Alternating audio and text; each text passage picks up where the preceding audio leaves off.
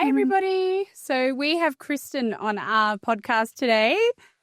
Hey, guys. Hello. Hi, Kristin. Thank you so much for coming Yes. and being here with us today. I love your pink hair. Love it.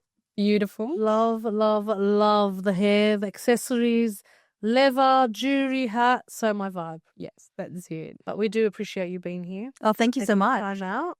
I'm so thankful that you invited me. I really appreciate it. Venae. Yeah, no, 100%. Who else would you rather spend time with, right? So who is Kristin? Who is Kristin? Oh, gosh. Do you find when you ask people that question, it's like, I guess it's so hard, to sum yourself up.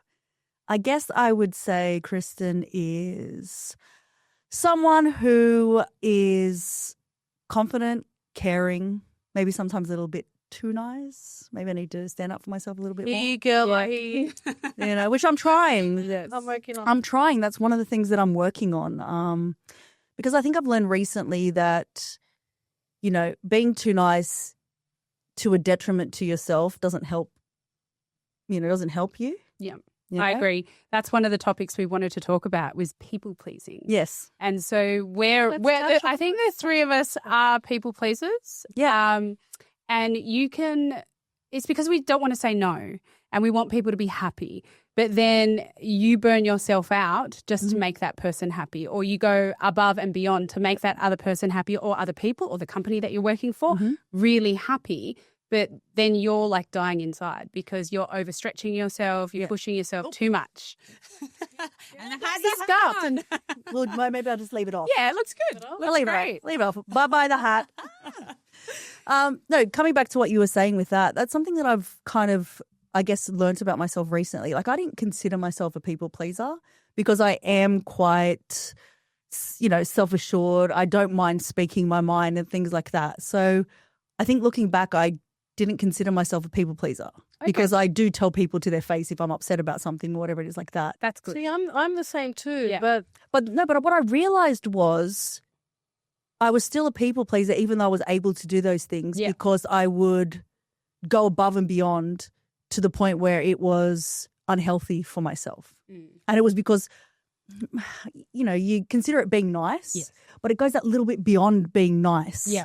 Because there are times where then you're burnt out after, like you said, you're burnt out or you end up angry at yourself, or you end up angry at the other people because you it's your own fault, but you feel like they're taking advantage of you and then, everything blows up. It becomes this thing that builds. Yeah.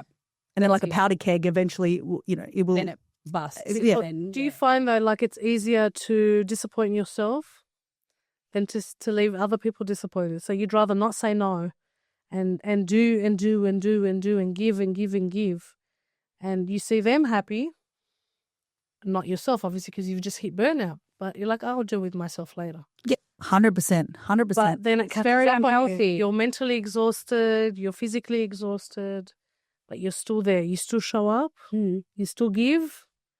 And probably I'd say majority of the time you'd get very little in return. Oh, 100%. You get underappreciated. You get undervalued. And you start to get used in a sense. Yes. And then people start to kind of really show disappointment at the times where you can't keep it up. Boundaries. Or, I Posted something recently about boundaries. 100%. So and I think that's where you realize who your friends are because your friends should be able to take a boundary. Yes. And if you put up a boundary and you become the villain or you become vilified because you've put up a boundary, then they probably weren't your friend in the first place. 100% agree with you. Yeah. Or if there was nothing, not so much in return. Yeah. Yes, well, But like if they weren't getting something from you. Yeah. Yeah. Oh, yeah. Well, I guess if you put the boundary up, you're taking away the supply, right? So therefore it's like, well, flip switches. And it's like, well, if you're not going to give me what I need from you or you're not going to be this person that like falls all over yourself to help me out, well, then I'm just going to take my friendship away. Yeah. And that's not the way that it should be No. because they're definitely not a real friend. No, because they're not respecting your need for self-care. Yeah, no, 100%. Yeah. So, Yeah. But I feel sometimes also when you give and you're doing, you feel like you're still not doing enough because that appreciation's not there. No, 100%. So you feel like, oh my God, I need to keep going. I still need to keep doing. I still need to do more. I still need to do more to the point where you've burnt yourself out on both ends. But then also I think it leaves you feeling bad as well, because sometimes when you ask for little in return and you don't get hurt, you know what I mean? You feel questioning your value, your value. worth, you know what I mean? Because it's like, well, and look, it's hard because, you don't do things, to get something back in return, right? Like, Of course not, but in general. But when you do it so excessively and then you ask for something small to then get a slap in the face. Yeah. Like, I'll give you a bit of a story. I did have a friend growing up and, I got a license. She didn't drive and I used to drive her around all the time. I would drive to her house to pick her up to come to my house for parties or anything like that. And then I think I was probably about 18. And I was so just last week. Yeah, last week. I was out at a party and, everyone was drinking and the person who had come with me decided to leave early.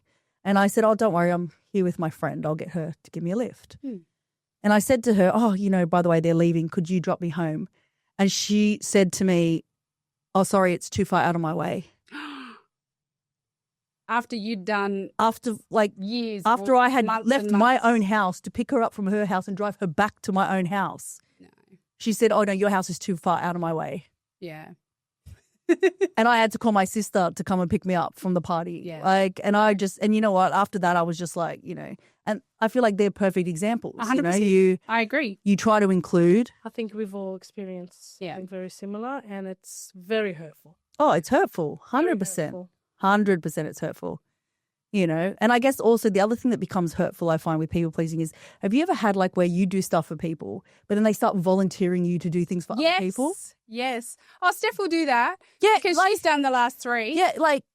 And then you kind of feel trapped because you don't want to be rude and be like, no. Exactly. But then it's, and I remember, I lost a friend over that once. There's not like, hey, Kristin, do you mind doing A, B, C, D? Yeah. It's an automatic expectation. Oh, she'll do it. What we were we were talking about this. I lost a friend over that. We were at work one day and I was driving to work. We used to work at a bar and stuff. And I had a friend that I would pick up and drop home from work every day, which, I didn't mind doing it. But it meant that, say I was sick and I wasn't going to go work, I would have to ring her to say, I'm not actually coming to work today. It was every time we went to work. And I remember it was after, work we finished. It was late. It was probably midnight or 1 a.m. And another guy that we work with, he cut himself.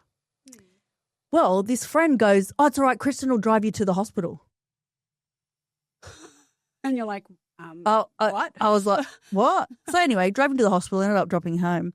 And then I turned to her on the way home and I was like, don't you ever in the future volunteer me to do something without at least pulling me aside and asking me first. Right. Respect, but you can't automatically assume you're going to do something. Yeah, you need to be like, hey, Kristin. Yeah, do you mind? Do you mind? But hey, do we reckon we could take you? But it was that was right. She goes, we will take you.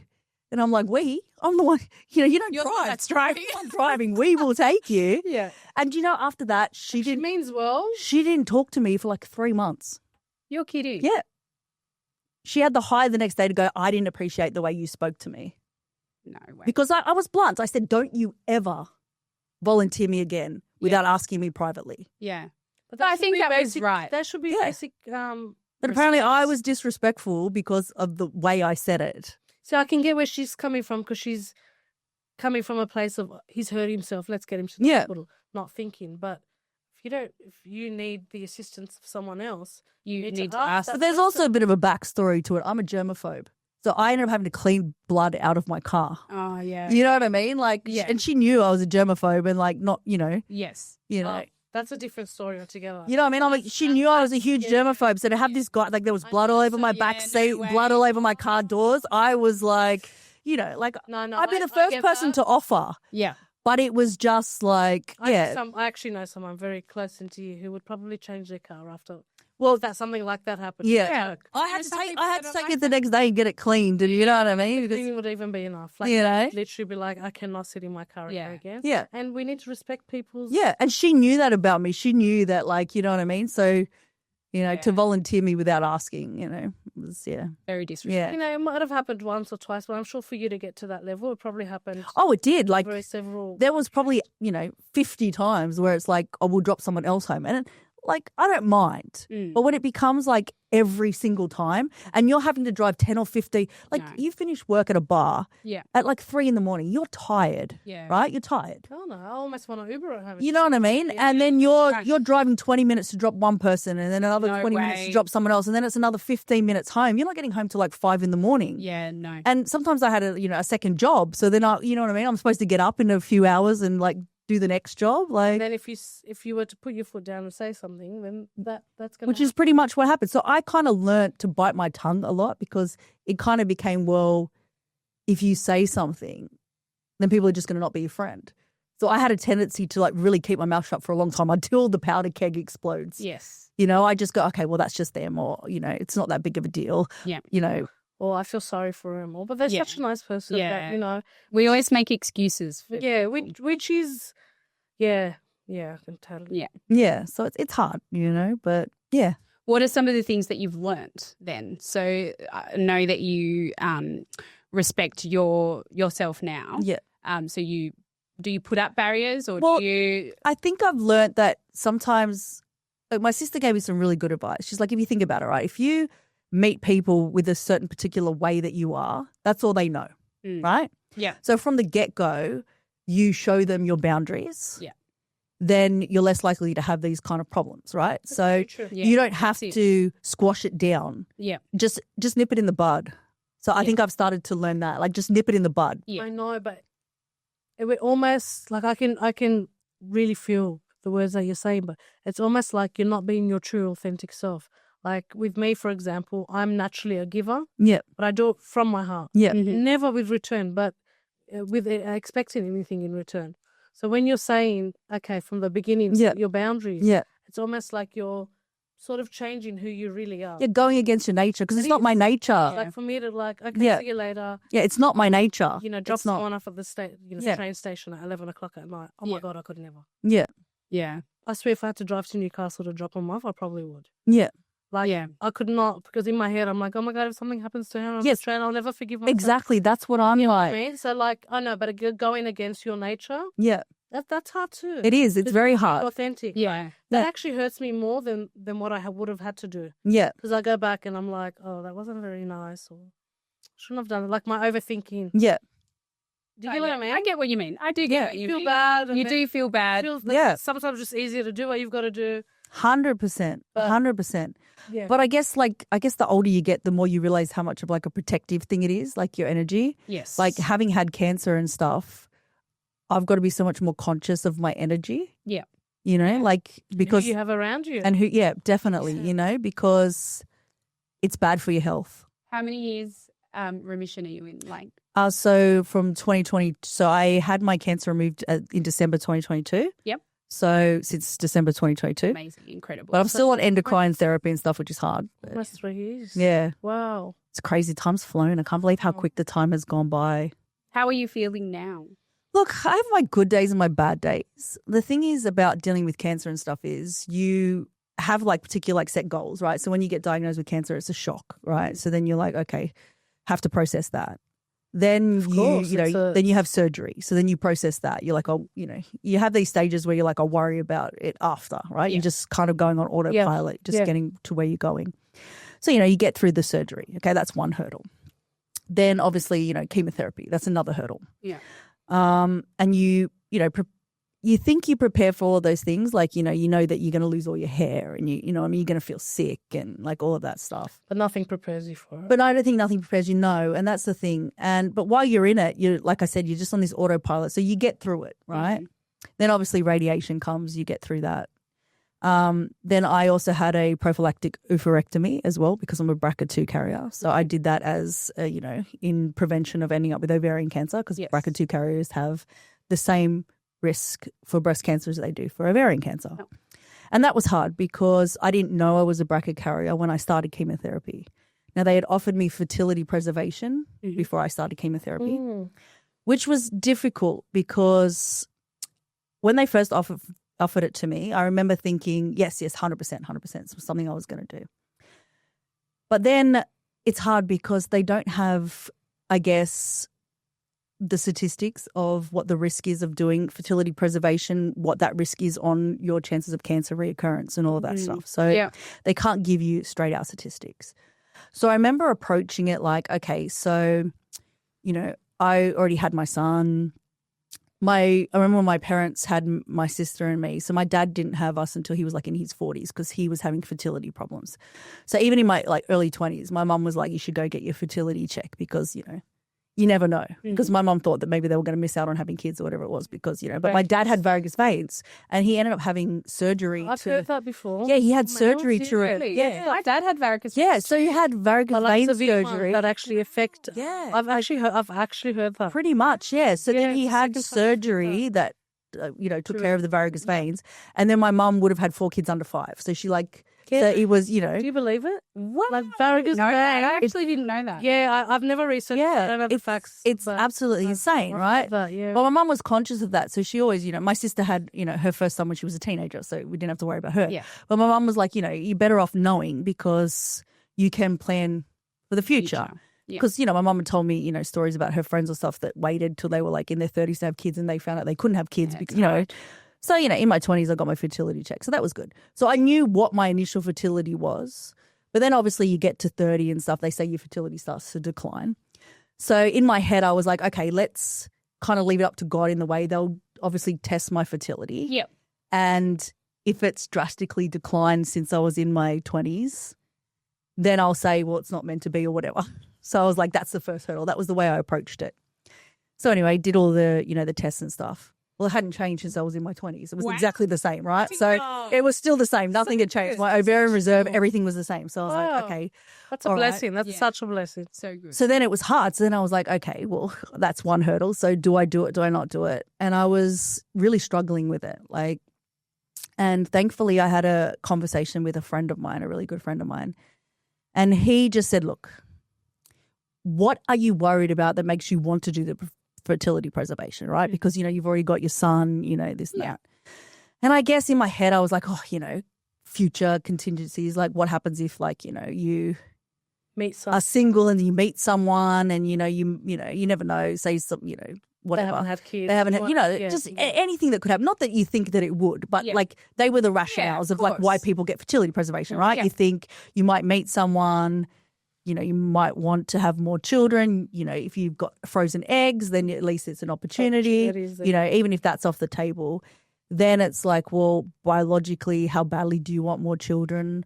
I wanted more children. I wanted to give my son a sibling. And you know what I mean? Yeah. So, but then having that conversation with my friend, he was like, look, well, take it off the table. By the time you probably decided to have more kids, if you're getting closer to 40 and you meet someone, or if you meet someone in your 40s or your 50s, you know, what's the chance of them wanting to have kids anyway? They may already have kids. Like you can't look so far into the future. You can't make a decision, you know, with this something that may never happen, you know? Yeah, exactly. And he was like, you know, just gave his perspective and saying, look, you know, as a guy, you know, if you met someone and they'd been through cancer, you'd be understanding that that's just like where they're at. You know what I mean? Like you'd have to be a pretty shitty person to be like, well, I don't want to be with someone very true because they've had cancer and they can't have more kids or whatever. You know what I mean? So he, from that perspective, that's what he was saying.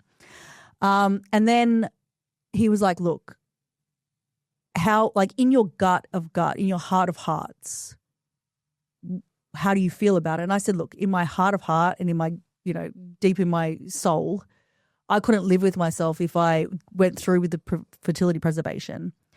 And it was the reason I got cancer back and I wasn't here for my son that I already had.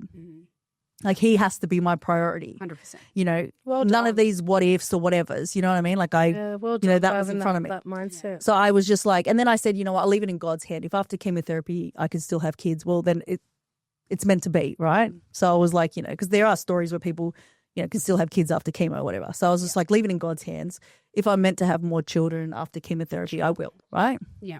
That's right. Well, then I got the BRCA diagnosis after. And then it was, okay, well, you can wait and have your ovaries out when you're like, you know, in your 40s or whatever it is. And then I was like, and they're like, but for now you can go on the Zoladex injections, which is ovarian suppressant. Yeah.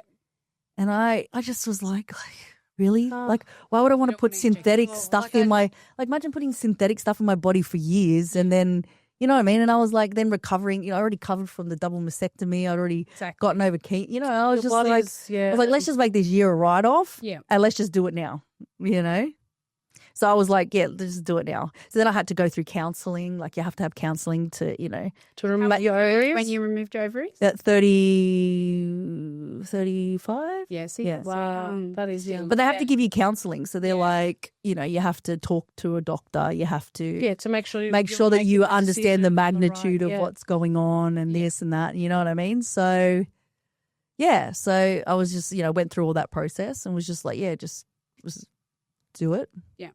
Not realizing the fact that I can't have hormone replacement therapy. You know what I mean? Because I've had cancer. Because you've had cancer. Yeah. So, Right. it's a bit of an adjustment to, Yeah. go to bed and wake up like full-blown menopause in your 30s and, you know what I mean? Like without any relief of, hormone therapy or anything like that. Plus, How was that? Yeah. I'm okay when I'm not when I take breaks from my endocrine therapy. The endocrine therapy is what's torture for me. So, like wow, I have no words. I'm usually like non-stop chatting, but I'm just looking at you going, what a strong woman. Like so brave. Oh, trust me, I have my days. Honestly, like I'm just so proud of you for being so open and sharing this with us. Yeah. Look, I don't want to sugarcoat it. Like the endocrine therapy is horrible. In what way? Well, so the endocrine therapy it's an anti-estrogen medication. Yep. And as you know, being a woman, like your estrogen pretty much fills every part of your system. Yep. It's your brain function, it's your heart function, it's your joints, your skin, pretty much everything. Everything. Yeah. Yeah. And, some days, when I've been on it excessively for maybe 8 months, I can't stand up without assistance. So I have to go off it for 6. I'm off it at the moment.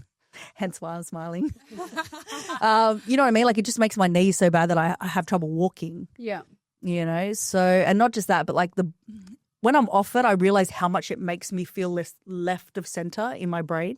Right. So when I'm off it, I realize how clear my head is. Yeah. And then how foggy it is when I'm not. Yeah, okay. So yeah. And then I You've just got to be on that for the rest of your life, I would say. Same question. I was supposed to be on it for 10 to 15 years. I'm trying to make it to 5. Okay. Because 5 is the minimum that they want you on it. Mm-hmm. What's the purpose?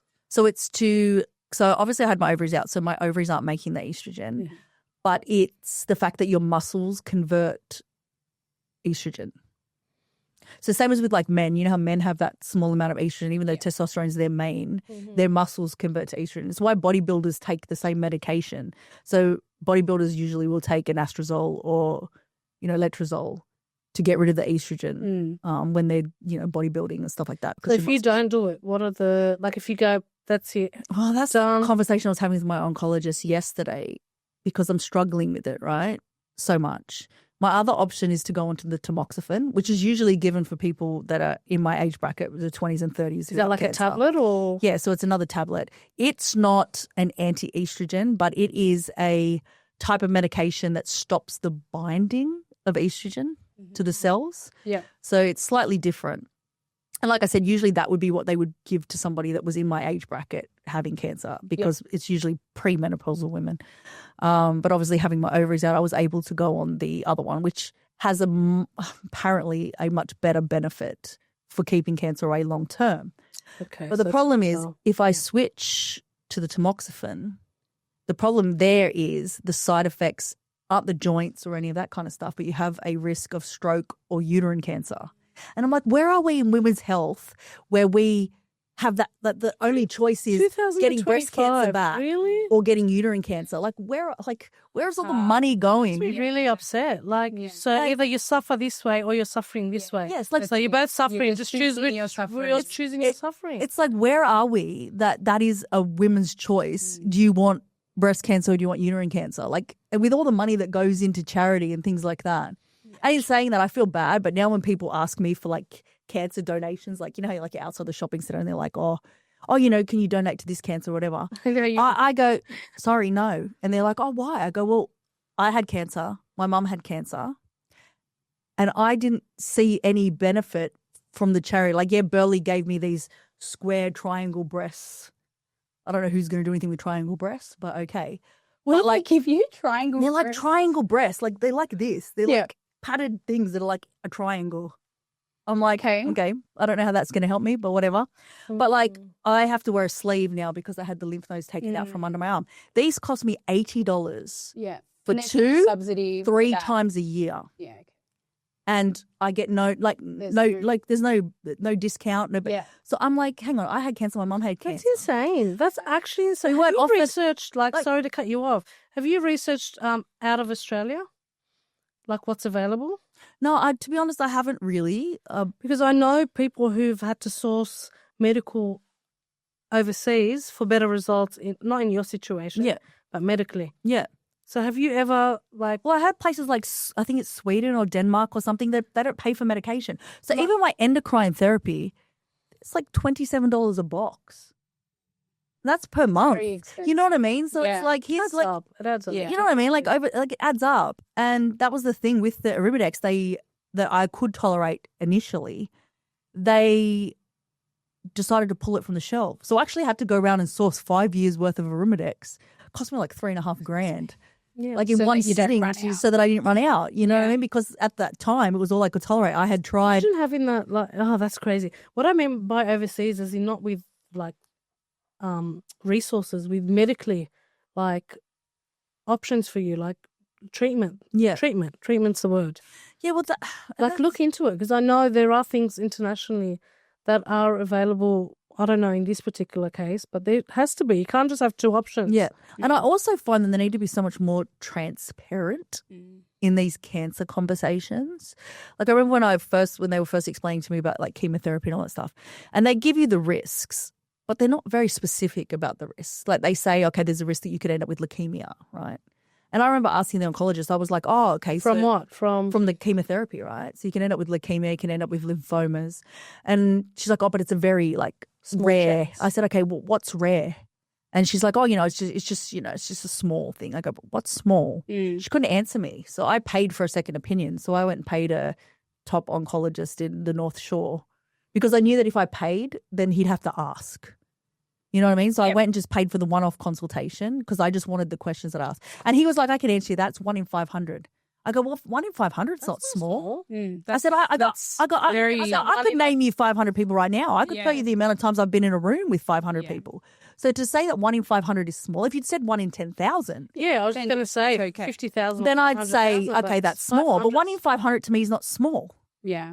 You know, and all the other things that I had so many problems because like I have allergies to a lot of things and I did a lot of research and I asked a lot of questions. They hated me. But that's good for you to do. Like as a nurse, like I'm finding this really interesting because we try and educate our patients. Like I do understand that the health system has quite a few gaps in it. No, they didn't like me at all. They didn't like that I had my facts and my that's what I felt. Right to ask as many questions as you want and to find out like about every single treatment because that's going into your body. Yep. This is happening to you. Yep. And if the nurse or the doctor can't tell you, they should be finding someone else to give you those answers. Yeah. Yeah, know what I mean? They need to like get back to you, not Yeah. yeah, not Well, make pretty you much feel- I did have a bad experience. I had a bad experience because for starters, I got a port. So I have a scar here, which you can see. Yes. Port. Show me that. So just here, a port scar. Mm. They couldn't find a vein, so we ended up deciding that they go with the port.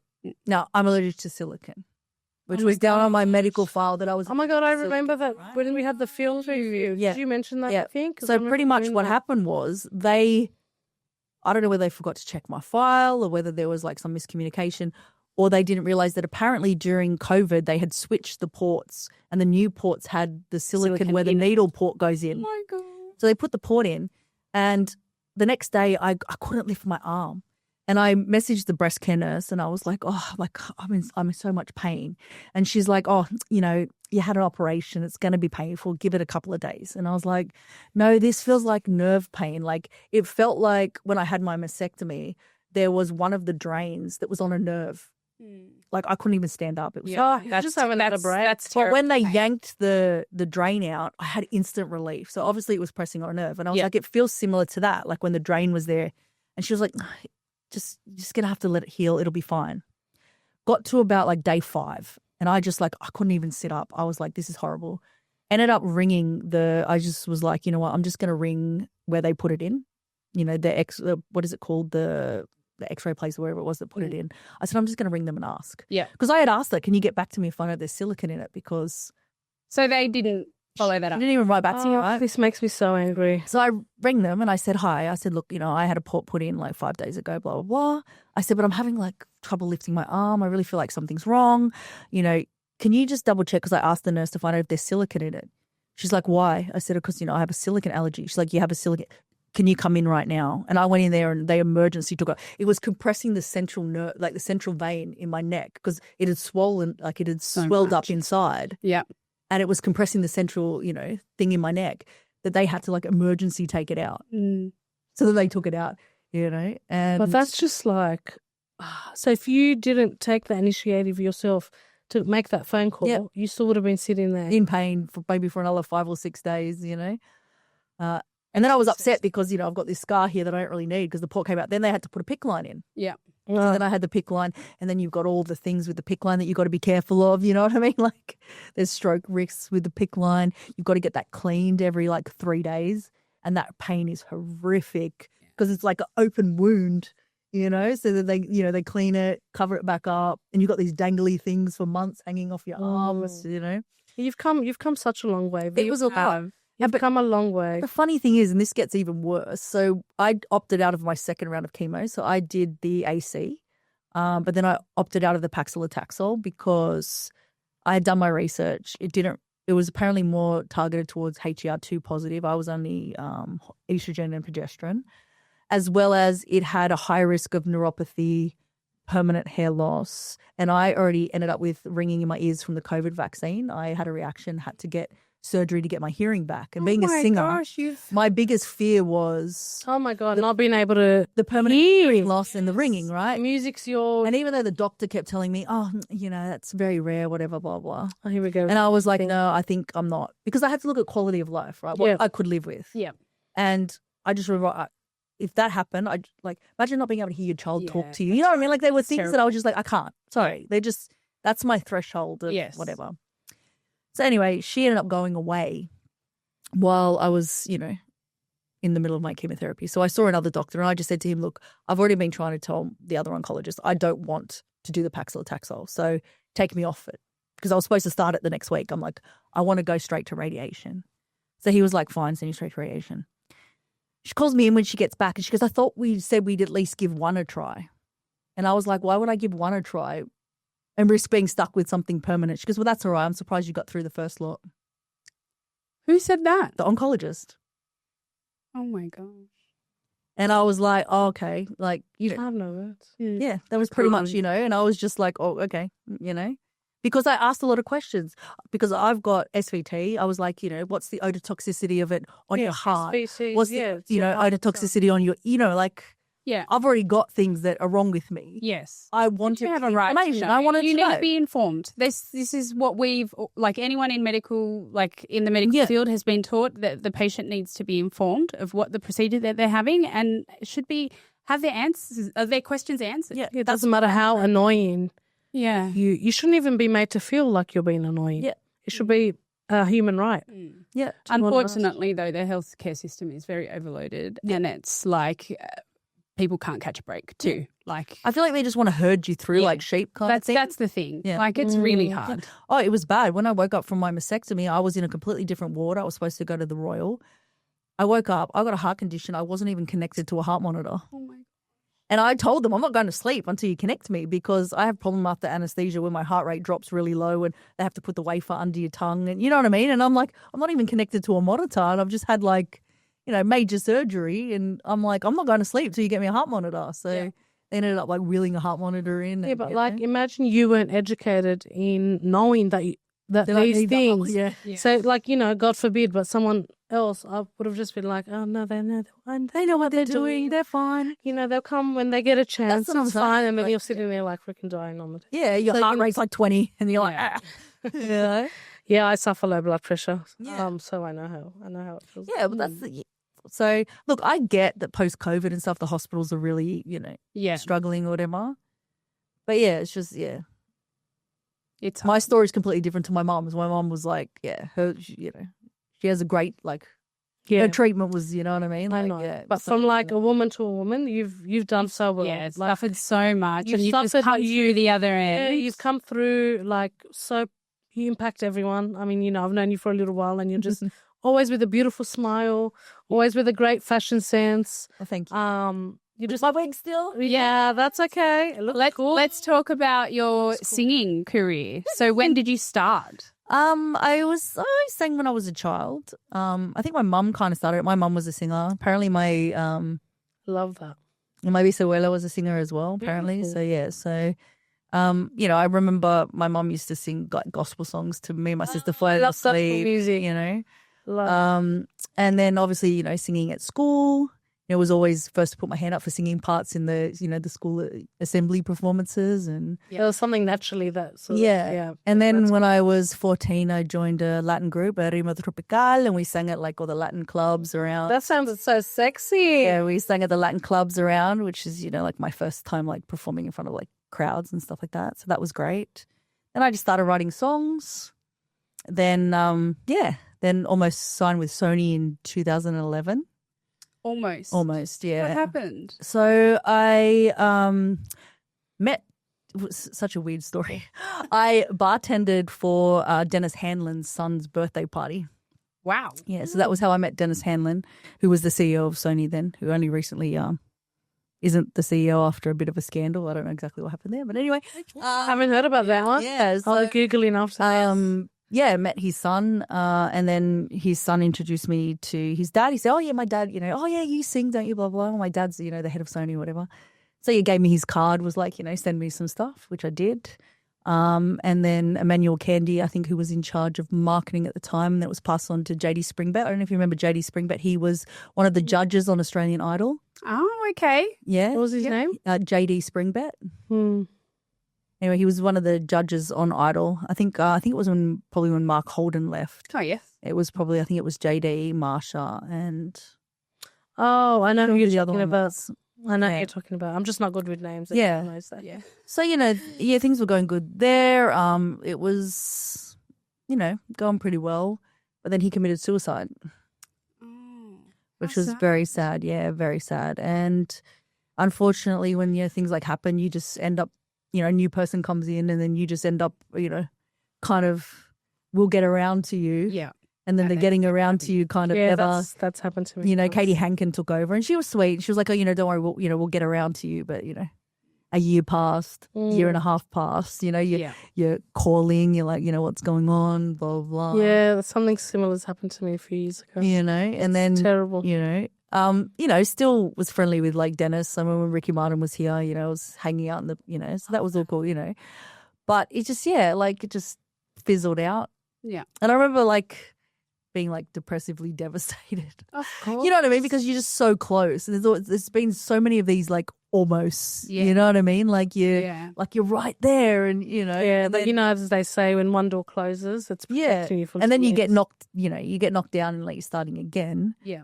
And then I had a miscarriage. So that kind of, was, Before your son? yeah. Yeah, this is years back. Then that kind of spiraled me a little bit, it was a late term miscarriage, which I did at that's home. so hard.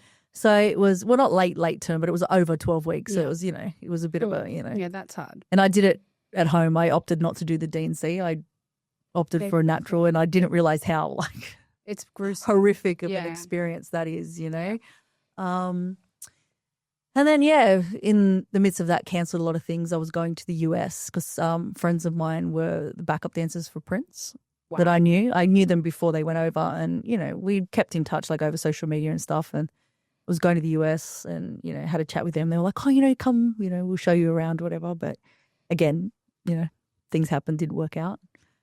And that was actually my second time I was supposed to meet Prince and discuss music and stuff. The first time was when I was 18. But when I got there, his security was like, "You can come in, but the two people with you can't." And me being a solid person, a people pleaser, I was like, "Okay, well, if they can't come in, then I'm not." So I literally turned around and walked away. Wow. Yeah. That's You know, I was Be like, good well, friends. we were all excited to meet. Yeah, of Kristin. course. I wasn't just going to go in by myself. So I was like, well, if exactly. we all can't go in, then I'm not going to go. And yeah. I turned and left. Yeah, I probably would have done the same. same thing, to be honest. Yeah. Unless it was Boys to Men, or See ya. You know, and I just specifically Wanye from Boys to Men. Wanye, shout out. I have a very soft spot. So I Yeah. probably would have been like, bye, bitch. Well, that's the thing. I was so young, and I was like, you know. Generally, no, I would have done it. Being realistic, I Yeah. probably would have done And I did. I was like, if we all can't go in, then no. And I left. So, Well, are you you know. comfortable giving us a little sound, sing us something, What do you want me to sing? anything? Got a favorite song? Anything. Anything. Do you have restrictions on like No. popular music? No, not at all. Well, I'm actually starting with a new songwriting team. Wow. So I had an audition. So I might just sing what I sing at my audition. Let's do it. Whatever you're comfortable. This is, a place to be comfortable and be yourself. Buddy, you get nervous when you're in small groups. You're going to be all nervous now. Oh, so let's. Right. We can't wait to hear your voice and our. I'll go really, really old school. Okay. Oh, love it. Love old school. Life is a moment in space when the dream is gone. It's a lonelier place. I kiss the morning goodbye. Down inside, you know we never know why. The road is narrow and long when eyes meet eyes and the feeling is strong. I turn away from the wall, I stumble and fall, but I give you it all. Incredible. Wow. So good. Hands down. That was incredible. That was incredible. So Goosebumps. that's like just put onto the spot. Yeah. No vocal warming. No vocal warm-ups. So if Nothing. anyone wants to listen to your music, where do they go? Yeah, so it's on all streaming platforms. Amazing. Obviously, the music video is up on YouTube. Yes. And Spotify. maybe you might hear it while you're shopping in Woolworths Ooh. or at the shopping centre because it's on there. Love I haven't caught it yet, but yeah. How Yeah. cool is that? So yeah. So yeah, no, it's cool. So yeah, So you but it's have- hard. It's hard in this country. It We is. suffer from tall poppy syndrome in this country. We It is do. so difficult. How many times have we heard that? I know. Like we've only done 6 or 7 episodes now, and almost every episode, I think. yeah, Actually, almost every episode we that's suffer. come up as Yeah. come up as a This country is so hard to make it. related. It's Yeah. so Think hard. creative. Oh, it's so hard. Like they played Still Here on like ABC, Triple M. That's a great song, by the way. yeah. I think And I love being at the at the premiere. Yes, that was Alright. beautiful. Oh, I'm so glad you guys enjoyed it. Cool. Put a lot into that. So happy to support you and Yeah. be there. And who was in your film clip? Antonio Sabato Jr. handsome, Yeah. as talented. Yeah, Very talented. He was sweet. Yeah, it was funny. Do you have time for that little bit of a story? Let's go out with that. Okay, so it was funny. Like I said, I was a huge Ricky Martin fan in primary school, and obviously, Googling Ricky Martin and watching YouTube videos, I saw that Ricky Martin was in General Hospital, and he was in General Hospital with Antonio Sabato Jr. So in my backlogging of watching everything Ricky Martin, like all the old videos, what is it? My favorite was, what is it? Te extraño, te olvido, te amo. My favorite one. Watching that, then watching General Hospital. Saw Antonio, right? I was like, he's cute too. You know what I mean? So love that. Kid, I think I was probably like 13. What I did was I printed out his Calvin Klein underwear things, started handing them out to my friends. So but we all had them up on our bedroom walls. I just printed them out. There's a photo of me and another friend were holding it up, and I used to hand them out to my friends. I was like, so I was like, oh yeah, he's cute, whatever. Didn't really think much about it for years and years and years. And then I think it was 2020 while COVID was going on. And I think it was Justin Bieber had just done the Calvin Klein, Yes. commercials and stuff. And I just happened to put up a post that I was like, oh no, Antonio Sabato, the OG. And I put up a picture of him in the Calvin Klein thing, and said, I remember Where was that? 2020. Oh, And I remember saying, being, 12, 13, printing out the posters and all that stuff. And then he commented on the bottom of it. He's like, oh yeah, I did the most campaigns for whatever. And I was like, oh my God, I couldn't believe it. I rang my friend that I give. Like, you never believe it, but he actually commented on you know what I mean? Like, it was just like, oh, what am I, Yeah, like I was like, oh my God, like, and then like a few comments here or there. And then over the next couple of years, like a happy built a birthday friendship. here or there, you know what I mean? Like, Yeah. and then I saw he said he was coming to Sydney. So Power of social media. I pretty much just sent him a message like, oh, hey, got a podcast. If you're here, would you be interested in coming on it? And he was like, yeah, sure. Here's the number of the person that's looking after me. Give them a call, whatever. So I was like, okay, cool. Gave them a call. Wasn't entirely like sure it would all work out, but I thought, just no harm, no foul, right? I'm the kind of person that believes, the Kris Jenner philosophy. If you get told no, you're asking the wrong person. Ask someone else. Yes. You know what I mean? Yeah, like just that's why we're here today. Better to put it out there and it not work out than to wish you had. Yeah, and you ended up doing a film clip together. So pretty much what I did was I, reached out and said, I heard it, Tony is going to be here. I've already spoken to him. He's passed your details on. Can we organise it? Blah, blah. Didn't hear back from him for a little while. Then heard back from them like, okay, he's going to be here on this day. And I was like, okay, cool. We'll do it at this time. Then they came back and were like, oh, no, he's not available at that time. I was like, okay. So it was just, the usual. like trying to move everything around. So I was just like, yeah, it's fine. We'll accommodate. I didn't know where we were going to film at that time because I had to move stuff around. But then it all worked out. But then they came back to me and they were like, oh, can you get a car service to pick him up? Because he's going to be, coming from the Intercontinental or whatever. And I was like, yes. I can. I'll send my people. I've got my BMW, so I got someone to, put a suit on and drive the car. I'm like, I got my BMW, you're driving the car, right? I love that. You're going to be, you're driving the car. I would have just jumped on Uber Lux. Yeah, so I got Rob, so I got Rob to drive the, put a suit on, drive the car, get out, put the, and then they were like, oh, you've got him at the end of the day. Do you reckon you could drop him at the airport? I was like, sure. I was just like, you know what? He did just spend the night at my house. So you know what I mean? Like, I think the podcast was going to be at I think it was 4:30 or something. So I picked him up at 3:30 or something to then drive to Ride. So, we're in the car, we're talking, blah, blah. We get to the podcast. That's insane though, from social media to the guys in your car. Pretty much. Then we got there early. Then I was like, oh, I've got these skit ideas. You want to film these skit ideas? Because you know how I am with my skits and stuff. I was like, you just film these skits. So we recreated the Janet Jackson's Love Will Never Do Without You video. But that is the best. And then I came up with this other skit where, my co-host stole his Calvin Klein underwear. So he knocked on the door and he's like, oh, hey, Kristin, some things are missing from my closet. The next minute he walks around the corner wearing the Calvin Klein undies. I love that. So you know what I mean? So we did those skit things and then we did the podcast. Just shows how down to earth. Oh, so down to earth. Then we did the podcast. And then I was like, well, we've got time to kill. We went out to dinner. Oh, that's so We went out to dinner. Then, and then he was so lovely at the end of dinner. He was like, oh, you just take my number, And I was like, oh, he was okay, comfortable. Great. Yeah, he gave was me his phone number. Dropped him at the airport. He left. And then, he was also promoting a film and when you're in the industry, it's a few questions back and forth. You know, if you know anybody that's interested in, promoting the film, whatever. Had someone that possibly could have invested in the film. So I passed on that contact details or whatever. And then I thought, you know what? I've been waiting to shoot this music video. Maybe I'll just ask him if he wants to do it. He's here. Why not? Why not, right? Yeah, that's it. I remember, 12-year-old me was like, I wish I was Janet Jackson in that video. So, you know what I mean? I was like, why not make something a possibility that you never in your wildest dreams thought would have happened, right? Dream So big. I was like, you know what? I'll just chuck it out there. So I was like, oh, hey, do you reckon you'd be interested?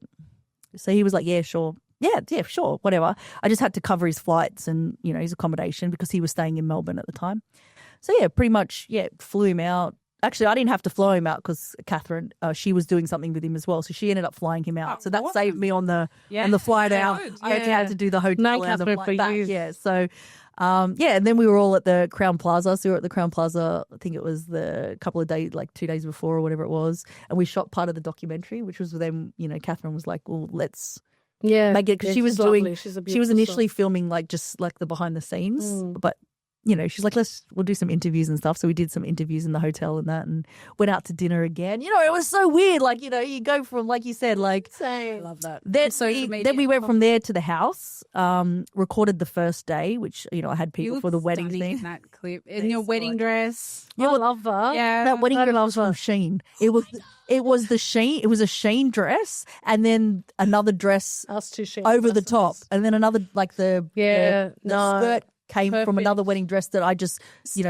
pinned on there. No, that was great. Yeah. Was it the stair? Yeah, coming down. Yeah, that was at Sylvania Waters. Yeah, it was. That was the house? No, Sylvania Waters was a house in Sylvania Waters. House, yeah. Thank God for my, the director and DOP, Antoine, because leading up to it, I initially wanted to film it at Brighton, and I wanted to do it at the Roxy. So I wanted to do the ceremony on the grass and then move across the Roxy, and he was like, Kristin, no. He was like, Kristin, no. And I was like, why? That's what I want. What difference is? He's like, Kristin, do you know how hard it is to set up shots? Do you know how long it's going to take to set up shots? And then move. He's like, you need one location. Just find one location. And I was looking at things. I booked something. I sent it to him. He's like, not enough space. I was like, damn, Antoine, you're killing me. So I get that because, as a makeup artist, I work on shoots all the time. And when we have to do that, just pack and reset.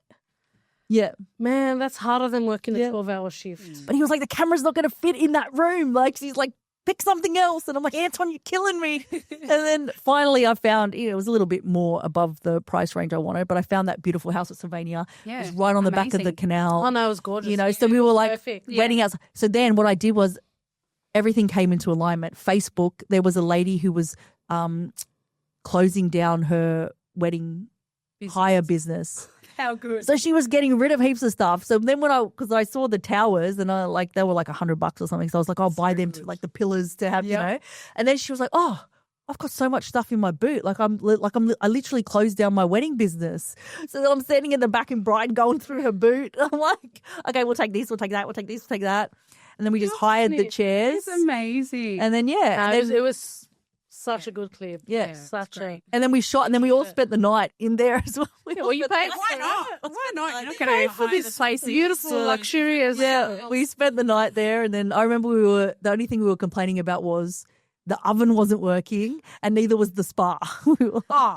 Devastating. Uber Eats. Yeah. And well, we got catering. Like I think the first night we all had pizza, and then the next night we went to the RSL that was around the corner. It's like they had like a wrap party at the RSL. so cute. But they were an amazing. That sounds so good. Everyone needs to go and watch that film clip because it's amazing. Kristin Venae still here on YouTube. Check it out. Now, if any of our followers or anyone listening wants to follow you and continue with your journey, where can they? What's your Instagram? I am literally just at Kristin Venae on everything. Love that. Yeah. Perfect. It's pretty simple. Simple. Just at Kristin Venae. Easy. Love You that. can Google me and see all the stuff that I'm in. Let's Google. Let's Google Kristin. Google me. Thank you so much for for coming, for having us. My pleasure to have you. No, honestly, Steph and I thank you so much, for coming out and having us. And, when we started this journey together, you were one of the ones where we said, thank you so much. Kristin on there, and I love that. we love your story and your journey, and not just that, but you as a person, always a pleasure to see you. Love you guys. Last I saw you was at Fashion Week in Sydney. Yeah. It was, Fashion Week. Wasn't that amazing? So good. We Fashion had Week fun was that day. amazing this year. Always love seeing I love seeing you guys out at the premieres and stuff like that. Yeah, it's nice. Always So- out and about. Any additional premieres out there? I'm always available. As a trio. As a trio. We'll be there in a trio. Of course. The It is unbeatable fun. three. That's right. Definitely. But, we really, really thank you for coming and being so vulnerable and sharing your story, being so open, and we love you. Yeah, thank you. And we love thank you too. And Make sure you check out the Level Up Lounge podcast. Thank you. Level Up Lounge. Level Up Lounge. Level up. Level up. Level up. Thanks, Level up. Thank you. Bye.